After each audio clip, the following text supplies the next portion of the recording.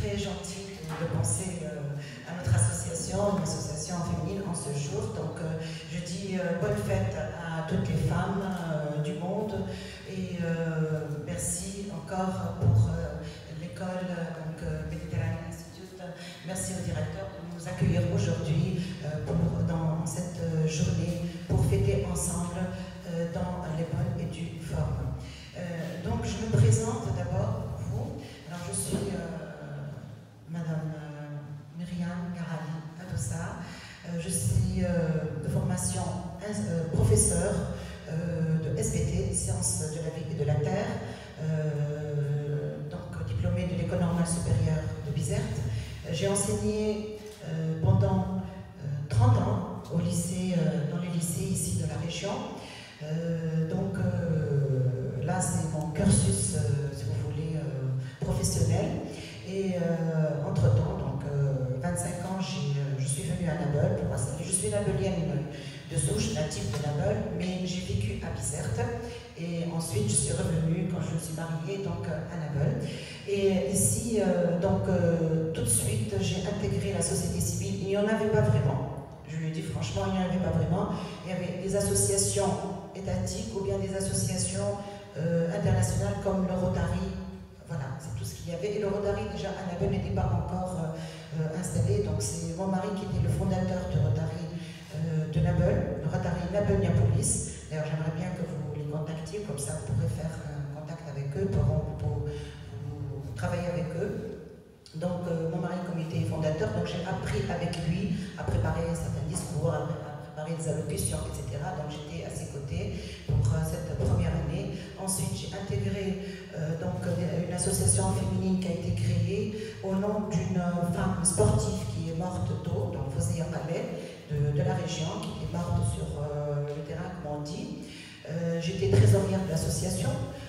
Ensuite, j'ai intégré l'INERWIL. L'INERWIL, c'est une association, les épouses ou les femmes, ou la famille, les femmes, famille des Rotariens. Donc, elles ont leur propre association. L'INERWIL, donc, c'est une association d'amitié et de service. C'est un club. Et c'est là où j'ai appris tout ce que je sais sur dans le travail associatif, les protocoles, etc. Ça a été une bonne école pour moi concernant donc le leadership féminin. Justement, c'est pourquoi je suis venue à ça.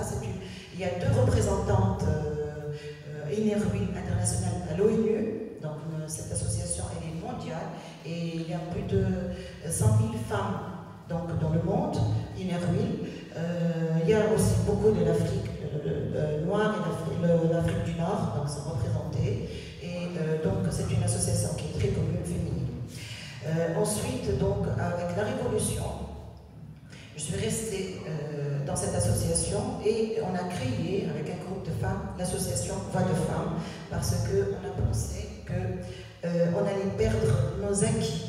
Les acquis de la femme tunisienne sont connus dans le monde arabe et peut-être même ailleurs. Donc le code du statut personnel qui a été promulgué même avant la Constitution en 1956, alors que la Constitution tunisienne a été promulguée en 1958, donc pour montrer, parce qu'elle a été préparée avant la Constitution, pour montrer l'intérêt que donnait dans le temps Bourguiba à faire évoluer la femme, parce qu'il sait qu'il faut faire évoluer une société, pour faire évoluer les familles, il faut évoluer la femme, enseigner la femme, c'est-à-dire l'envoyer à l'école, etc. Donc c'était et retarder aussi l'âge du mariage, parce qu'on mariait les femmes très jeunes, à 13-14 ans, donc retarder l'âge du mariage de la jeune fille et l'envoyer à l'école. Donc ça, c'était une lutte pour avoir une société pour sortir finalement de la précarité, etc. Donc il fallait passer par l'enseignement. C'était la vision du président en ce temps-là. Et je pense qu'il avait raison. Il avait raison et nous le remercions aujourd'hui, toutes les femmes d'aujourd'hui. Donc le remercie pour cette constitution, pour le code de statut personnel CSP, qui est fêté en Tunisie chaque année le 13 août. Le très sourde, en fait, la promulgation de ce code. Mais aujourd'hui, ce code se veut donc incomplet, si on veut, parce qu'on a évolué par rapport à ça. Et la Constitution de 2014, donc, elle a essayé de remplir certaines failles, certains manques dans ce code, mais c'est mieux que rien, comme on a dit, il faut retenir ça et ensuite essayer de le faire évoluer. Ça, c'est sur le côté, donc, comment dirais-je, le côté droit, les droits des femmes, parce qu'aujourd'hui c'est la fête des droits des femmes.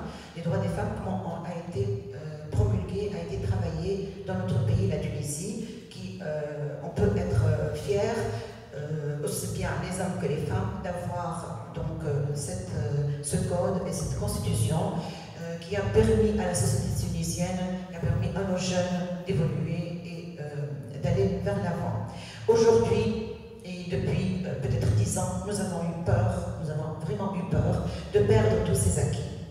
Et par de l'étranger, je sais que c'est de l'étranger et non pas de la Tunisie elle-même, parce qu'il y a beaucoup, bon, je ne vais pas rentrer dans c'est pas notre but aujourd'hui, mais pour vous dire que la lutte n'a pas arrêté, c'est pas arrêté, au contraire, la lutte continue et doit continuer, et c'est pourquoi on a créé cette association pour lutter aux droits des femmes en Tunisie.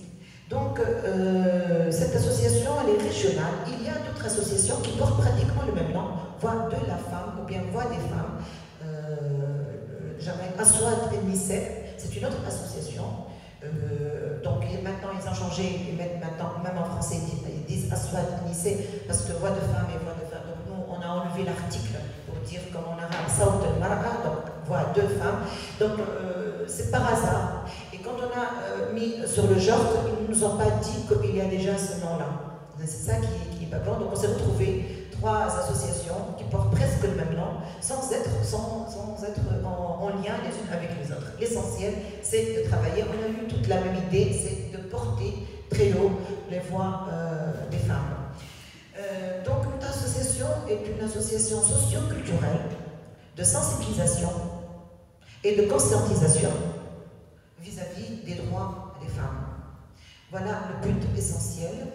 Mais nous travaillons sur des projets. Nous avons travaillé avec les étudiants de l'AFSEG, de l'ISET, et moi j'aimerais bien qu'on travaille, voilà, il connaît Mme Néné Boussaad, qui est membre de l'association, qui est professeure là-bas, technologue. Donc nous avons été même dans les foyers des filles, et vous savez que c'est pas facile, on n'a pas pu avoir, c'est-à-dire on n'a pas le droit d'entrer en tant que société civile et d'aller dans les foyers. Donc là, on a eu des problèmes, on nous a arrêtés. Mais quand même, les professeurs de l'intérieur, ce sont les professeurs qui nous ont appelés à l'intérieur au sein de ces clubs. Alors il y a le Positif Club de la FSEC qui nous a invités. Moi j'ai fait des ateliers de peinture. On a fait d'autres ateliers avec ces étudiants. Alors moi je vous invite à travailler, si vous voulez, avec nous, de faire un petit partenariat de travail, de sensibilisation et autre chose. On pourra faire de la peinture, on pourra faire beaucoup de choses ensemble.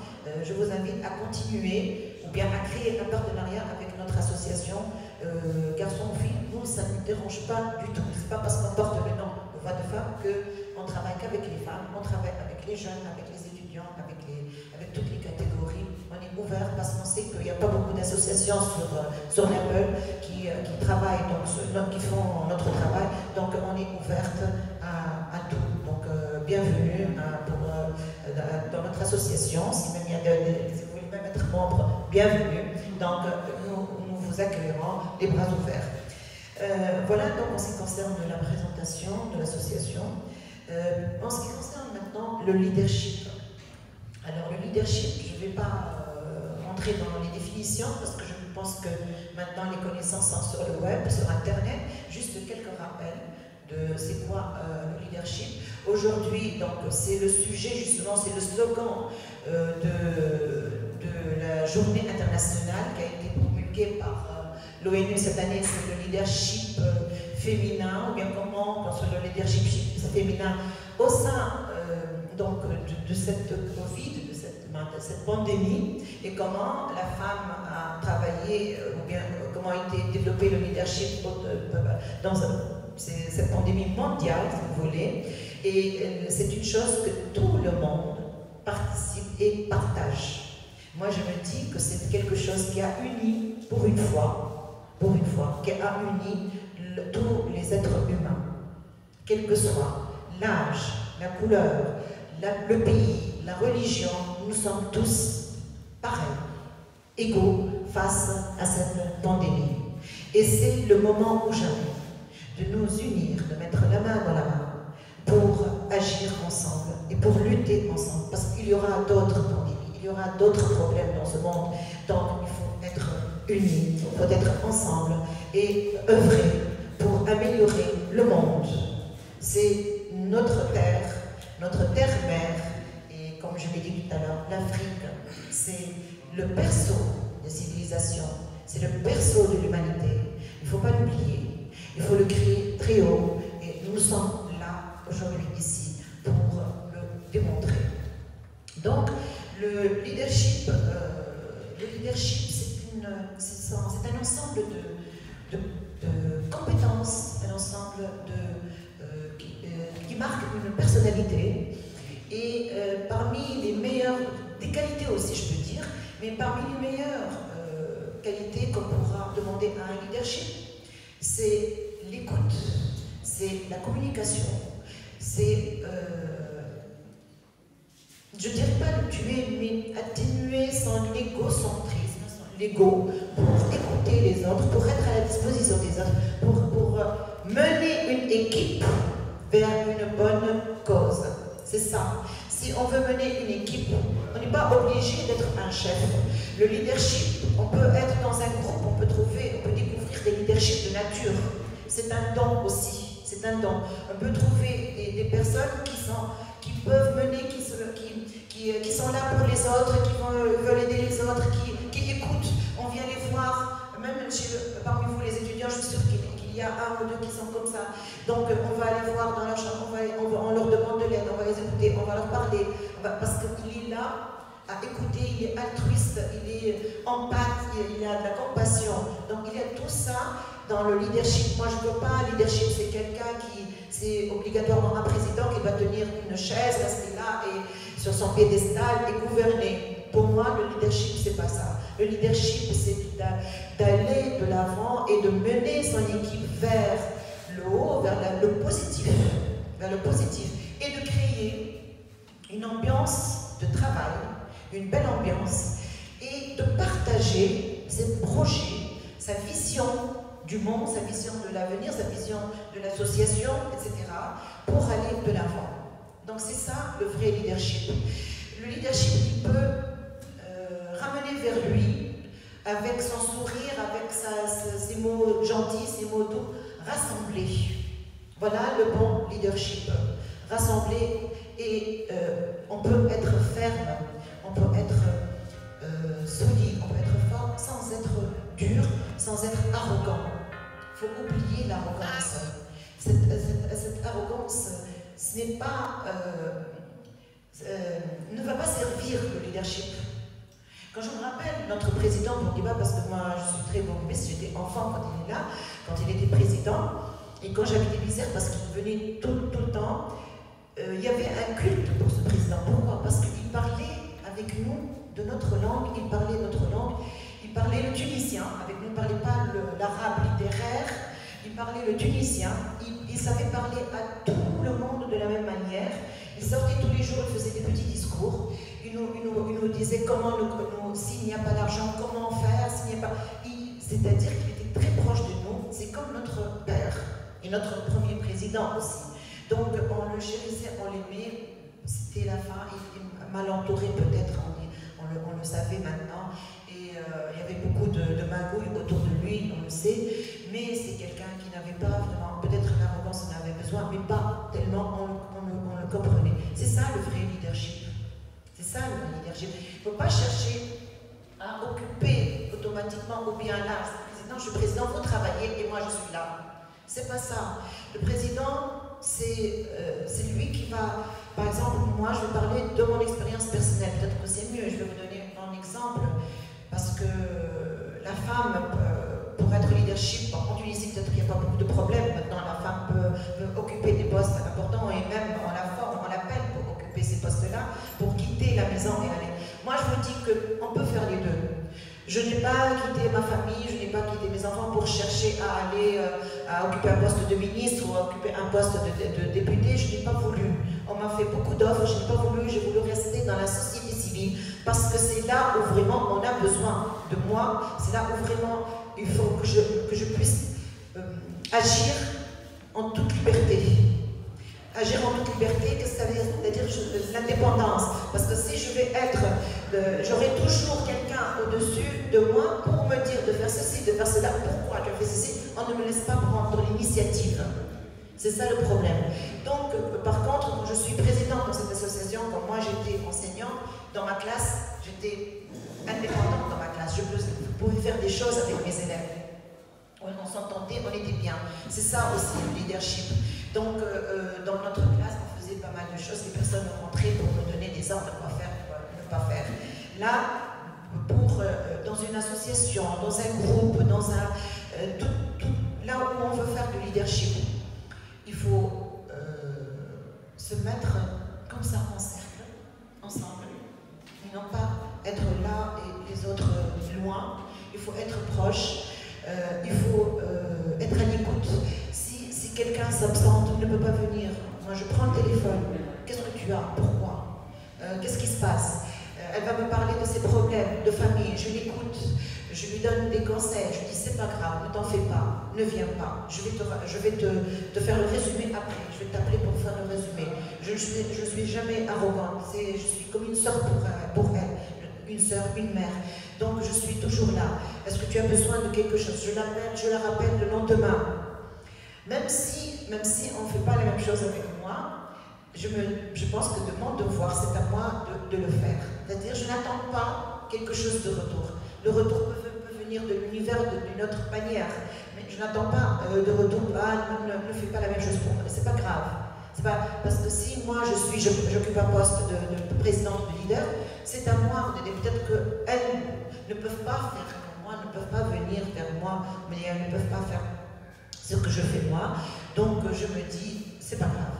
Donc ce sont mes sœurs, ce sont mes amis. Dans cette équipe, nous sommes solidaires. C'est avant tout ça. Donc être solidaire avec son équipe, avec son groupe, être toujours ensemble, se soutenir, s'écouter, communiquer. C'est ça la communication.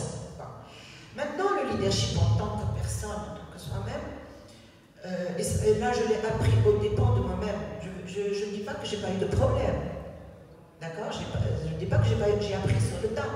Moi, quand j'ai fait, depuis l'âge de 25 ans maintenant, je vais vers mes 60 ans, donc j'ai beaucoup appris à mes dépens, j'ai reçu des coups, mais j'ai toujours tenu et je me suis corrigée moi-même. Si je trouve que j'ai fait des fautes, etc., je me suis corrigée. Et on a fait beaucoup de formations. On a appelé des coachs pour nous former, pour former une équipe.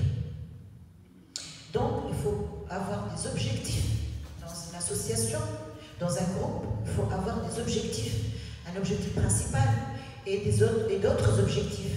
Alors, ces objectifs, ils sont mis en place par l'équipe. Et si on veut changer quelque chose, il faut toujours revoir l'équipe, consulter. Donc, moi, je suis visionnaire. Ça, c'est un don. C'est un don. Donc, il y a des choses chez le leader qui sont des dons et d'autres qui ont été travaillées. Il faut travailler la personnalité, il faut travailler le soi, il faut travailler la confiance en soi, il faut travailler l'allocution, il faut travailler l'amour de soi. Comme on s'aime, on aime les autres. Si on n'aime pas soi-même, on ne peut pas aimer les autres. Et si on n'aime pas les autres, on ne peut pas aider, on ne peut pas travailler, on ne peut pas être dans la société civile. Notre place est ailleurs. D'accord? On ne peut pas aimer parce qu'on reçoit des coups de fil, on reçoit des gens qui sont dans la détresse. Si on va décrocher, c'est pas le moment, non, c'est pas ça. Donc, en soi, l'estime de soi, ce sont les premières capacités et compétences qu'on doit développer dans le leadership. Je parle de leadership d'une manière générale, moi je parle avec des jeunes, que c'est la même chose, nous sommes des humains et c'est la même chose. Pourquoi? Parce que c'est la journée mondiale des femmes et parce qu'on pousse les femmes à être leadership. La femme, c'est le leadership, elle est de nature, leadership, même chez elle, dans sa famille, elle est chef de famille, elle est leadership, elle pousse. Mais parfois, même si elle se laisse faire, parce qu'elle a une mauvaise estime de soi, parce qu'elle aime les autres avant de s'aimer elle-même, parce qu'on lui a appris à servir les autres avant de se servir elle-même. C'est ça qu'il faut enlever, c'est ça qu'il faut corriger, c'est ça qu'il faut développer. Et c'est ce que je viens de dire maintenant, une estime de soi, il faut s'aimer soi-même. Il faut, avant de donner à manger à la famille, il faut manger soi-même. C'est pas de l'égoïsme, c'est pas de l'égoïsme. Au contraire, c'est se soutenir soi-même pour être forte pour les autres. Bien manger, bien dans sa peau, bien s'aimer, bien équilibré dans sa tête et dans son corps pour pouvoir servir les autres et être conscient de cela et le faire avec acceptation et avec amour. C'est ça la femme. C'est l'amour, c'est la créativité. Même s'il n'y a pas beaucoup de moyens, la femme, et la femme africaine surtout, est très très créative. Elle peut de rien du tout créer, donner. Et la femme africaine, elle est amour. Elle est amour. Nous avons tous donc ce point commun en Afrique, c'est ça. Et c'est pourquoi j'ai dit que l'avenir, c'est l'Afrique. L'avenir, c'est notre continent. Parce que nous avons laissé dormir trop longtemps nos capacités, nos compétences, ces dons de nature que nous avons. Maintenant, il faut les développer, il faut les libérer et il faut les faire sortir, que ce soit hommes, femmes, jeunes, etc. Il faut développer ces, je dirais, capacités, compétences, etc. Elles sont en nous. Il faut chercher à l'intérieur de soi et non pas à l'extérieur. Il faut travailler sur soi-même, il faut rentrer à l'intérieur, il faut chercher en soi-même qu'est-ce qu'on a de beau, de bon, et le mettre en valeur, le mettre à l'extérieur. Il ne faut pas avoir honte de le dégager, de le sortir, parce que nous le sentons. On va le sentir. Et quand nous le sentons, les réactions vont être positives de l'extérieur. On va vous rendre ce que vous avez envoyé. Il y a un boomerang. Il vaut mieux que le boomerang soit négatif. Si vous dites « je ne suis pas capable », le monde entier va voir que vous n'êtes pas capable. Parce que vous l'avez montré avec tout votre être. Donc, il faut au contraire travailler sur soi-même, travailler. Moi, je continue tous les jours. Tous les jours, je continue à travailler sur moi-même, à me donner du courage, à me donner de la force, pour continuer, pour soutenir, pour être là. Il faut que ce soit continu, parce que c'est pour le leadership. Un leadership est un guide. C'est comme le chaman dans les tribus avant. C'est comme les chamans. Le chaman, c'est un guide. Pour moi, c'est pas le sorcier, mais c'est un guide moral, etc. Aujourd'hui, on a changé ça par d'autres mots comme leadership, comme président, etc. Mais c'est la même chose. C'est la même chose. Quand on ne peut pas, quand on est dans la détresse, on va vers qui? On va vers le chef de tribu, on va vers la maman, qui est le chef de famille, plus que vers le papa. Donc, on a toujours ce... alors, il faut me dire, hein, si je prends beaucoup de temps, il faut me le dire. Non, je ne vais pas accaparer le temps. Mais tu m'as dit que c'est à vous de me dire, hein, parce qu'il n'y a pas la montre ici. Voilà, donc, sur le leadership, voilà, sur le leadership féminin, etc. Si vous avez des questions, voilà, on va continuer, mais je pense que j'ai dit l'essentiel. Voilà, merci beaucoup, merci pour l'écoute et merci pour cette association. Je dis bon courage, bonne continuation et nous sommes là si vous avez besoin de conseils ou bien d'un partenariat. Merci pour l'écoute. Merci beaucoup, Madame Maître. de nous avoir bien éclairci sur le leadership féminin à travers votre